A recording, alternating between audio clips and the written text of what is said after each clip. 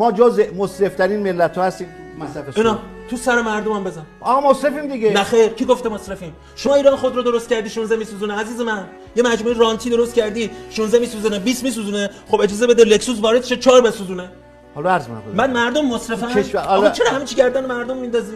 عزیز من هممون مصرفیم، شما هم مصرف نخیر. هستید. چرا؟ شما ما ماشین بخشیات مصرف شما ماشین می‌کنیم. گند دست ما دادی. آقا میزان ما مجبوریم این سمند آشغال سوارشیم 16 بسوزونه. خب من چیکار کنم؟ آقا 16 بعد نمیسونه کمتر هم شما میسونه. چند میسوزونه؟ سمن چند کشورها بعد با لکسوس یکیه؟ میگم به شما میگم دیگه اگه شما رانت بزرگی به نام ایران خودرو درست کردید. بزنم. خب شما رانت بزرگی به نام ایران خودرو درست کردید بعد میگید مردم مصرفن. شما دارید این بلا رو سر مردم میارید. ببینید نعیز من وقتی شما سوخت و مفت میدی هر چیزو مفت بدی توش اسراف میشه. الان میزان مصرف برق کولرهای ما باز میگه مفت از میزان مصرف برق کل مصر بیشتر است. خب ما اسراف میکنیم. این که دیگه همه دانشمندان دارن میگن آقا میزان سرانه دانشمند نیستن، اونا مالکشن، اونا مزدورن. مردم ایران چیزی ندارن بخورن که زیاد مصرف کنن. 7 دهک زیر خط فقرن آقا. اونا خط فقر میشه ثروتمند.